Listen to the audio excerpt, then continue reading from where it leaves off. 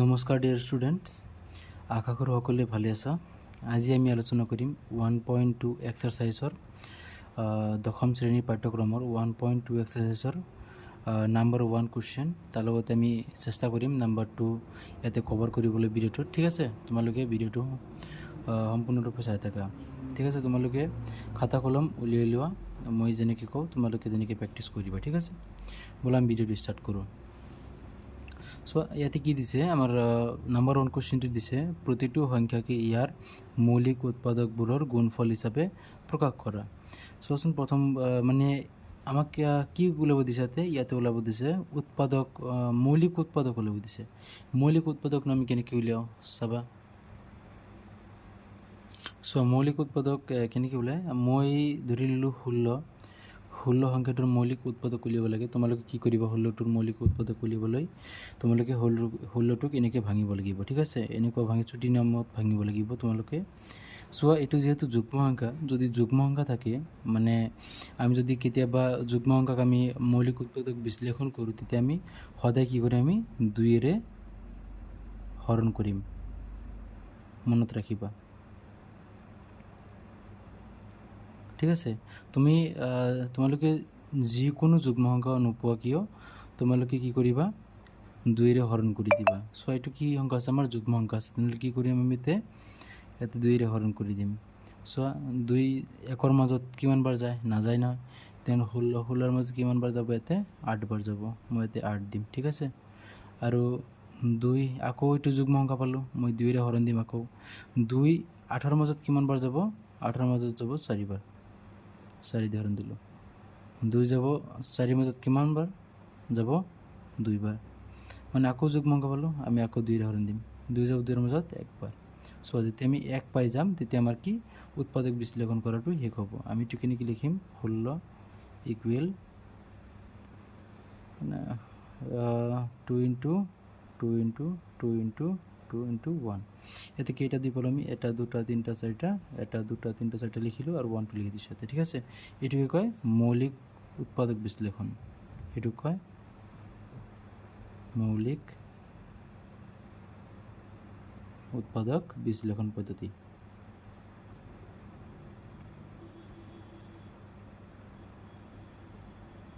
বুজিব পাৰিছা, এইটো কি কয়, মৌলিক উৎপাদক বিশ্লেষণ পদ্ধতি। মই আৰু 2এটা উদাহৰণ লৈ চাওঁ। মই যেনে ক'লম যুগ্ম সংখ্যাৰ এটা উদাহৰণ লওঁ, মই ল'লোঁ 1 6 2 6, মই এইটো ল'লোঁ, ডাঙৰ এটা সংখ্যা ল'লোঁ। এইটো কেনেকৈ মই হৰণ কৰিম চাবা। তোমালোকে কেনেকৈ বুজি পাবা, যিসকল ছাত্ৰ ছাত্ৰী অলপ দুৰ্বল আছে তেওঁলোকৰ কাৰণে এইটো, তোমালোকে কেনেকৈ বুজি পাবা সংখ্যাটো যুগ্ম সংখ্যা। বহুতে 99% ষ্টুডেণ্টে বুজি পাব যে এইটো কি যুগ্ম সংখ্যা হয়, কিয় আমাৰ এককৰ ঘৰৰ স্থানৰ অংক যিটো যুগ্ম হয়, গতিকে আমি সংখ্যাটোক যুগ্ম বুলিহে বিবেচনা কৰিম। এতিয়া চোৱা, যুগ্ম সংখ্যা পালে মই কি কৈছিলোঁ, যুগ্ম সংখ্যা যদি পাওঁ আমি সদায় কি অলৱেজ কি কৰিম, 2ৰে হৰণ কৰিম। মই কৈছিলোঁ নহয়, তোমালোকে চাইডত নোট কৰি ল'বা এইটো, যে যুগ্ম সংখ্যা থাকিলে আমি কি কৰিম, সদায় 2ৰে হৰণ কৰিম। যদি যুগ্ম সংখ্যা নাথাকে, অযুগ্ম থাকিলে মই এটা উদাহৰণ দি এইটো শিকাই দিম, তোমালোকে অযুগ্ম থাকিলে কেনেকৈ হৰণ কৰিবা এইটো শিকাই দিম। প্ৰথমতে যুগ্ম সংখ্যাটো শিকি লওঁ। চোৱাচোন, ইয়াতে যুগ্ম সংখ্যা আছে যিহেতু মই 2ৰে হৰণ কৰি দিম। 2 1ৰ মাজত হৰণ কিমান বাৰ যাব, এইটোত হৰণ নিদিবা। ঠিক আছে, প্ৰথমে তুমি ইয়াৰ ওচৰে পাঁজৰে যিটো সংখ্যা আছে এইটোক হৰণ দিবা। 2 1ৰ মাজত কিমান বাৰ যায়, নাযায় নহয়, 1ৰ লগত 6 লৈ লোৱা, 16 হৈ গ'ল। 2 16ৰ মাজত কিমান বাৰ যায়, 8 বাৰ যায়। 2 2ৰ মাজত কিমান বাৰ যায়, 1 বাৰ যায়। 2 3 6ৰ মাজত 3 বাৰ যায়।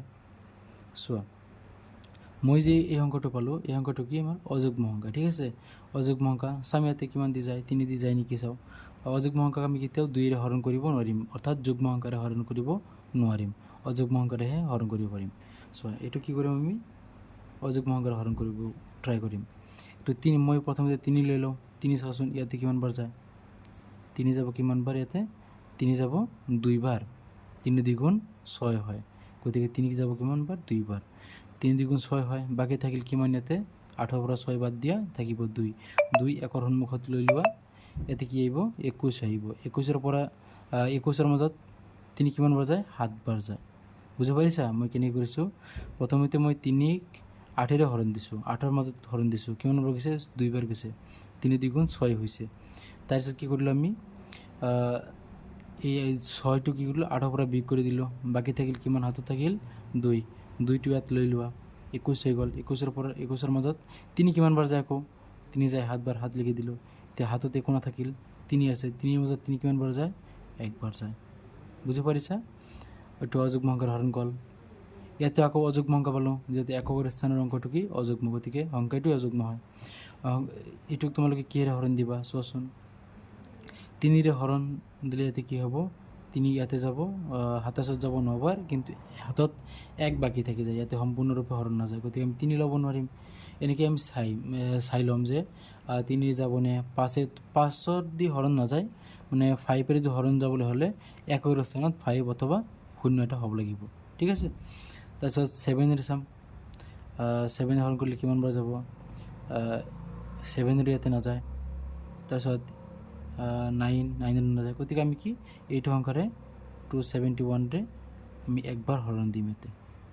বুজি পাৰিছা? উৎপাদক কিমান ওলাল, 2, 3 আৰু 271 ওলাল।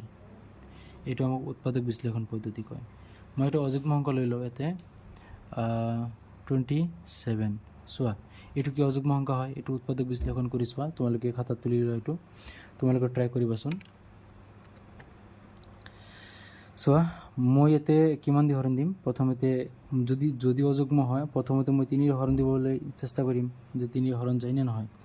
এইটো যুগ্ম সংখ্যাটো নাযায়, ইয়াতে 3ৰে হৰণ দিম মই। 3 2ৰ মাজত যাবনে, নাযায়, গতিকে মই হাতক সামৰি ল'ম, কিমান হ'ব ইয়াতে 27 হৈ যাব। 3 27ৰ মাজত কিমানবাৰ যায়, 27ৰ মাজত যায় 3 9 গুণ 27।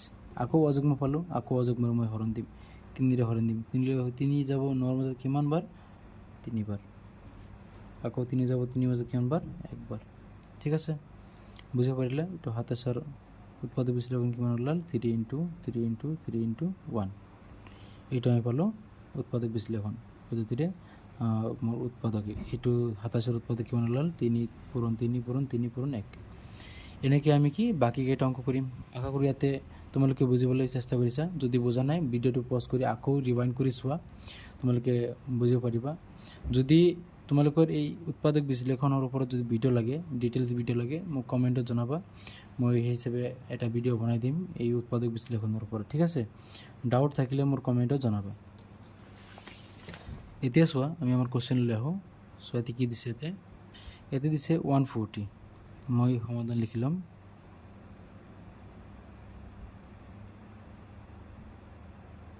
চোৱা, 1 নম্বৰটো কৰিম, যিহেতু এইটো 140, এইটো উৎপাদক বিশ্লেষণ পদ্ধতিৰে কৰিব লাগে। আমি ছেম ফৰ্মুলা ইউজ কৰিম, 140। এইটো তোমালোকে কোৱা, ভিডিঅ'খন পজ কৰি ভাবাচোন এইটো, যে এইটো যুগ্ম সংখ্যা নে অযুগ্ম সংখ্যা। এইটো যুগ্ম সংখ্যা হয়, ঠিক আছে। এইটো কি হয়, যুগ্ম সংখ্যা হয়। মই এইটো কিমান দি হৰণ দিম, তোমালোকক মই যে কৈছিলোঁ, যদি যুগ্ম সংখ্যা হয়, ইয়াতে লিখি দিওঁ, যুগ্ম সংখ্যাক সদায় 2ৰে হৰণ কৰিব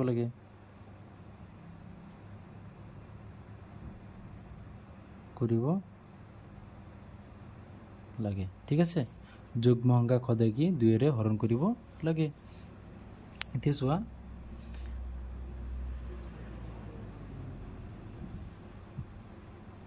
ইয়াতে কিমান আছে, 140, গতিকে আমি 140টো কিমান কৰিম, 2ৰে হৰণ দিম। আমি ইয়াতে 2 1ৰ মাজত যাবনে, হৰণ নাযায়, গতিকে 14 লোৱা, 14ৰ মাজত কিমানবাৰ যাব, 7 বাৰ যাব।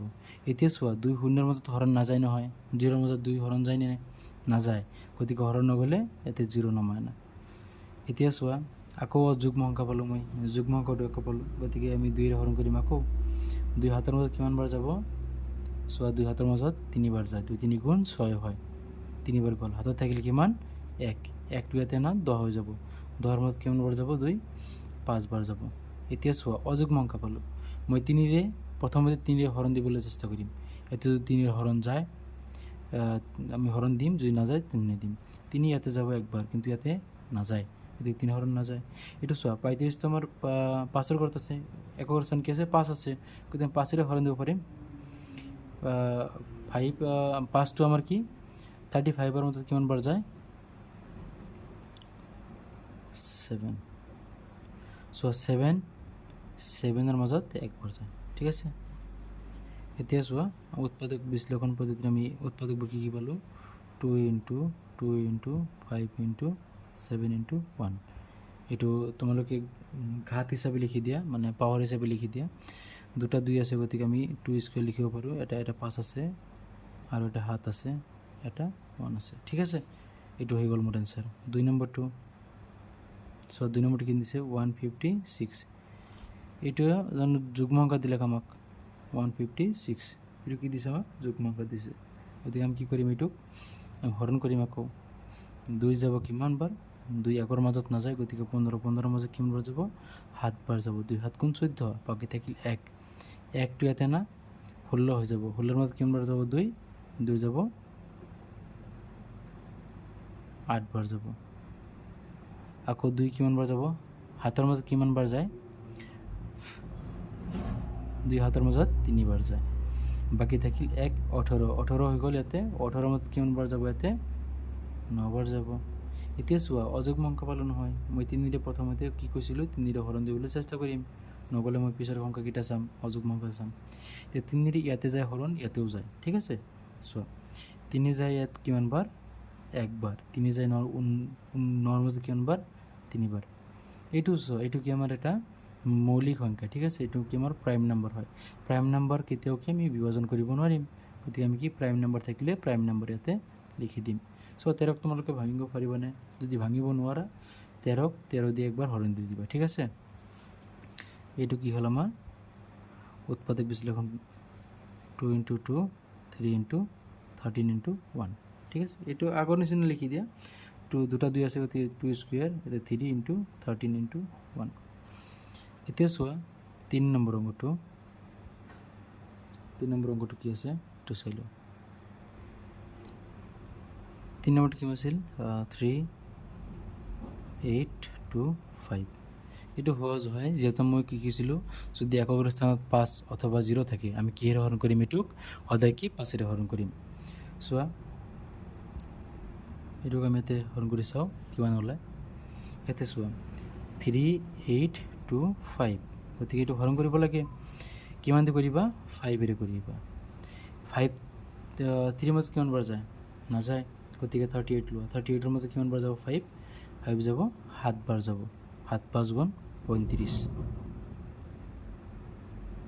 বাকি থাকিল কিমান 3 3 2 ৰ সন্মুখত আনি লোৱা 32 হৈ যাব 32 ৰ মাজত কিমান বাৰ যাব এটো 32 ৰ মাজত যাব 5 যাব 6 বাৰ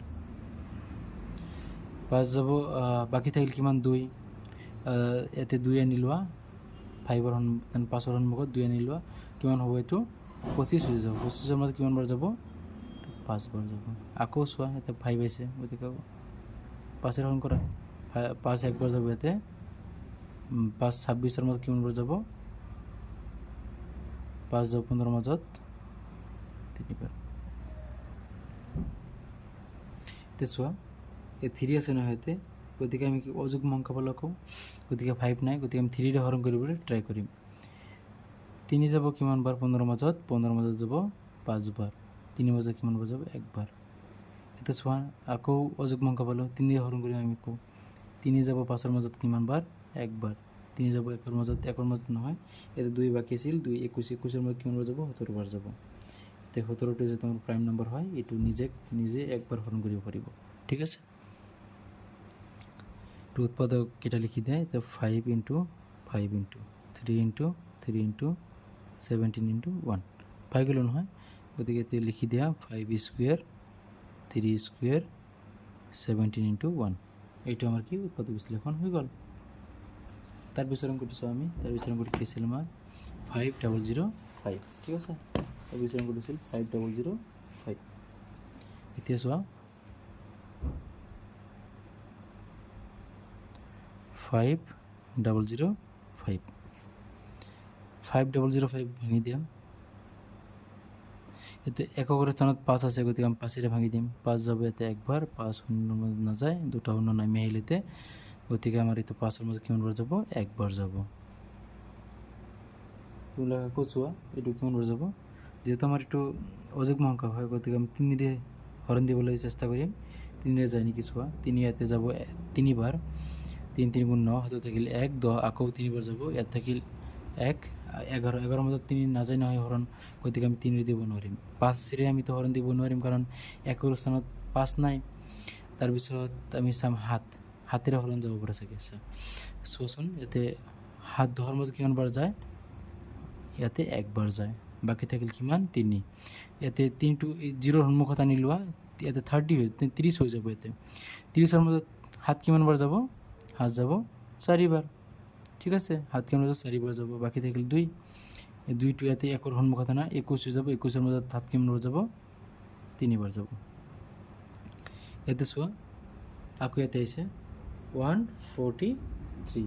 143টো আমাক কিমান চোৱাচোন কোনটো দি হৰণ দিব পাৰোঁ আমি। ইয়াতে 3 দিব নোৱাৰিম, 3 ইয়াতে বাকী থাকিব। তাৰপিছত 7ৰে নাযায়, 7 যাব 14ৰ মাজত 2বাৰ, 3টো নাযায়, গতিকে আমি 7 ল'ব নোৱাৰিম। 9টোতো ল'বই নোৱাৰিম, এইটো 1 আহিব লাগিব 1ৰ স্থানত। তাৰপিছত কি আমাক চাই লওঁ 11 চোৱাচোন, 11 যাব পাৰে, 11 যায় কিমানবাৰ, ইয়াতে 1বাৰ যাব। 1ৰ মাজত নাযায়, গতিকে 14ৰ মাজত 11 কিমানবাৰ যায়, 1বাৰ যায়। 11 1 গুণ 11 হৈ যাব।